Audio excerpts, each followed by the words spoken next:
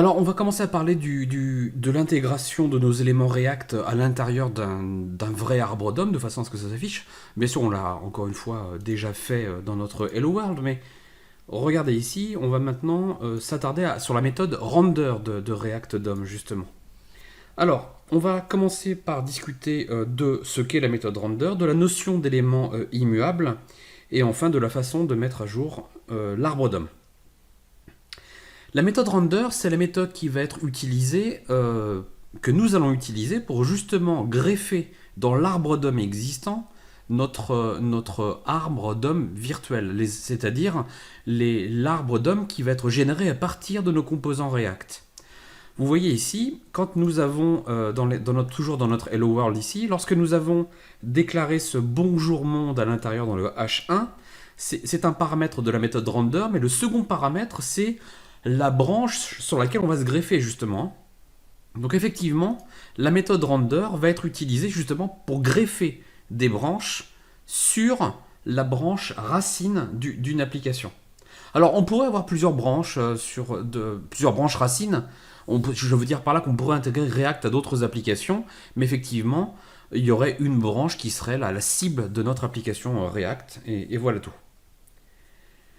La méthode render fonctionne tel que nous l'avons défini pour le Hello World, à savoir on définit un élément, puis on passe cet élément à la méthode render comme premier paramètre, puis on indique comme second paramètre la branche sur laquelle on va se greffer.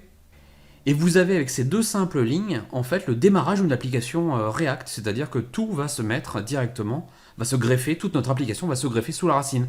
Après, c'est de notre responsabilité, celle de React, bien sûr, de faire évoluer tous les enfants de cette branche dont l'ID est root.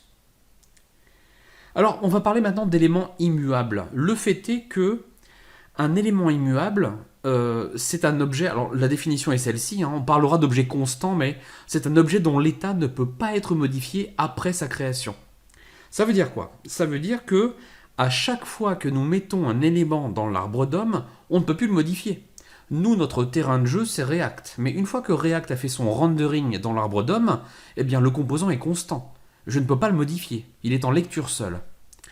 Ça veut dire quoi? Ça veut dire que à chaque fois que nous allons créer un élément React, que cet élément sera rendu dans l'arbre DOM, alors on ne pourra plus le modifier après sa création, ou plutôt on devrait dire après sa greffe dans l'arbre DOM. Il y a vraiment deux parties en fait dans notre travail. Il y a notre terrain de jeu qui est celui de React où on va manipuler le virtual DOM, puis React va, grâce à la méthode render, mettre à jour le vrai arbre DOM. Mais après, je ne peux plus modifier les éléments qu'il y a dans l'arbre DOM. Le seul moyen à ma disposition pour mettre à jour l'arbre DOM, ça va être d'appeler à nouveau la méthode render.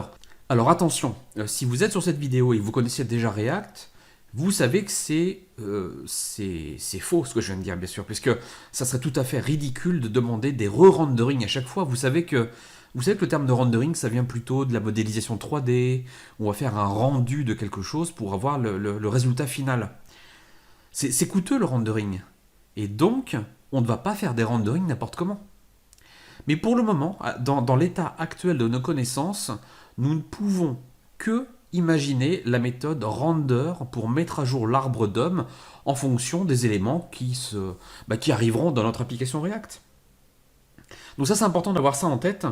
Pour le moment, c'est la seule solution que nous ayons à notre disposition. Mais ça va bien sûr évoluer dans la suite de la formation.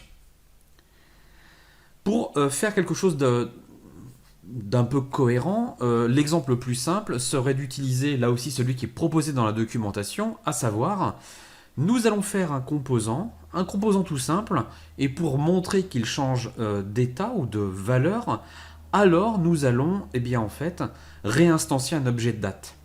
Réinstancier un objet, on veut faire simplement une horloge, quoi. Donc comment va-t-on faire ça? Eh bien, on fait cette fonction tick.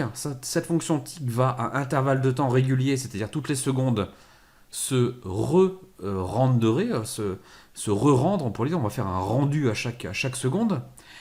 Et l'objectif, vous l'avez compris, c'est de mettre dans l'élément dont l'ID est root la totalité du contenu de l'élément de notre constante. Donc le bloc div va être renvoyé à chaque fois. Et vous notez que tout en bas, dans notre exemple ici, nous avons le set intervalle toutes les 1 seconde qui va justement nous proposer de mettre dans l'arbre d'homme ce bloc div et particulièrement bien sûr sous l'élément dont l'ID est root. Voilà, ça clôt cette vidéo sur la méthode render. On va tout de suite implémenter ça.